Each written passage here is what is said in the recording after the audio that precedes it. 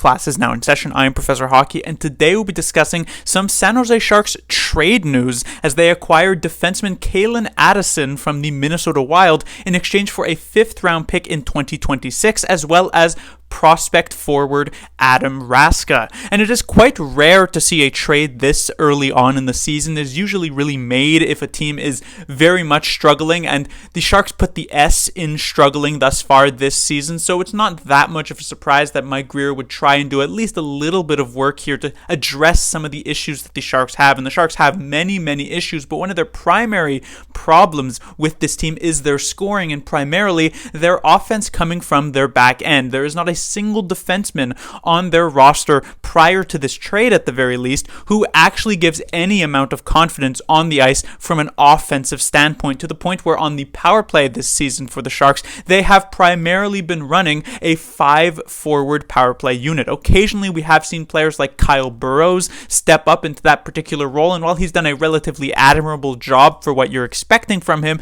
it's obviously not nearly good enough to make this a strong offensive power play for San Jose. But even in other facets of the game at 5v5, when the Sharks get an offensive zone faceoff, they'll toss on whoever, and nobody from the back end is actually going to give a good chance for the Sharks to get a scoring opportunity in that shift. And so at 6-on-5, you'll see the Sharks run like 6 forwards, and it is just generally an awkward situation all around ever since the departure of Erik Karlsson. And so Mike Grier has tried to address that with this deal. Calen Addison is, the scouting report on him, an offensive defenseman, doesn't exactly excel in the defensive role, is not particularly good in that regard, but that honestly fits in with the rest of the Sharks team, who also aren't particularly good defensively either, so it's not as though he's going to stick out like a sore thumb. And he's finally an option for the San Jose Sharks to roll on their power play. If we take a look at his points from last season, in 62 games played, he actually had 29 points, which for like a sort of lower tier offensive defenseman is pretty good. And the thing is, of those 29 points, 18 of them actually came on the power play, which is very good for a player who likely didn't get a ton of ice time in Minnesota. And so when it comes to playing here in San Jose, he's likely going to find himself in the lineup because, again, he's going to now be the only defenseman on the San Jose Sharks with any sort of offensive acumen in the game.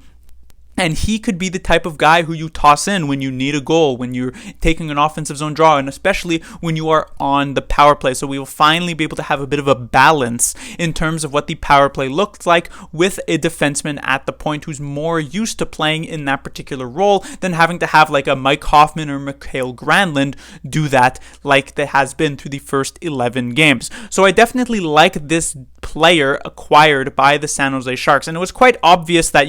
even if you might think, well, shouldn't the Sharks have gone for a better offensive defenseman? Considering the Sharks are rebuilding this year, you don't really want to give much value back in terms of making this trade. There was very little reason for the Sharks to go out and acquire some sort of rental offensive player who could help them out within the next year, perhaps even the next 2 years, but end up trading like a 2nd-round pick or an actually good prospect to be able to do that. The Sharks do give up value here in this trade, but it's not a ton of value. When it comes to Adam Raska, he was a player who has had in the past some successful preseason and training camps with the San Jose Sharks, but never really got anything established in the AHL and was leapfrogged by multiple players in the depth chart, so I don't think he was ever really going to become something for San Jose. And then obviously a draft pick being traded away and none coming back in return doesn't look fantastic for a rebuilding team, but this is a 5th-round pick, and this specifically is in 2026, meaning it's not this year, not even the next year, but the year after that. And who knows where the Sharks will be as a franchise